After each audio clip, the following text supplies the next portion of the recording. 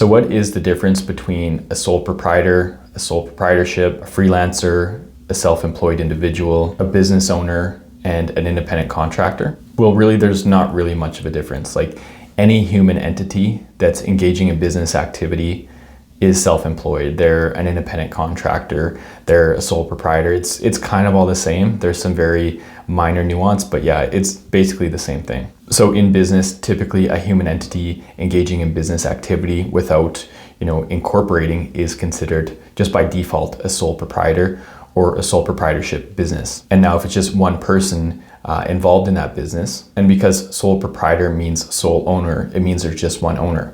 So that owner is the owner operator typically, and therefore they're self-employed. They can have employees, but because they're the owner of the business, they are self-employed. So you can be a sole proprietor with a sole proprietorship business, therefore you're a business owner, and therefore you're self-employed. Now, when it comes to the term independent contractor, that would be like if you're getting contracts with other businesses where you're not an in-house employee, they're just contracting you from time to time to do different projects or provide different services. But you as a sole proprietor with your sole proprietorship business as a self-employed individual can sometimes serve as an independent contractor for different businesses and organizations. And now when it comes to the term freelancer, it's pretty similar. It kind of depends on maybe the industry and how you're conducting business.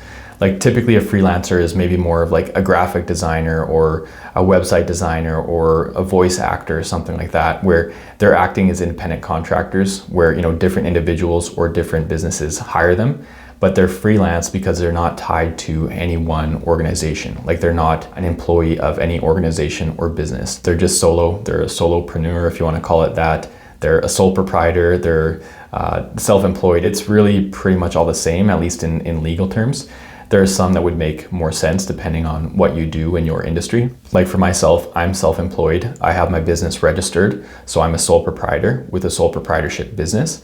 Oftentimes, I'm an independent contractor for different organizations, but I wouldn't really consider myself a freelancer. Whereas someone who's maybe just like a writer or a graphic designer, maybe they don't consider themselves owning a business. They just consider themselves a self-employed freelancer that just does, independent contracts for individuals or businesses or through websites or whatever it may be. So I know the terminology can be confusing and there are a lot of different words, especially in business when it comes to legal structures.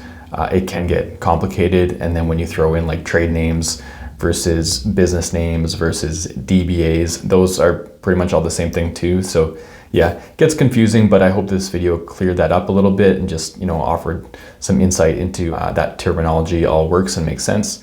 If you got some value from the video, please click like and feel free to subscribe to my YouTube channel here, where I currently have over 265 videos that cover business startup and business management topics.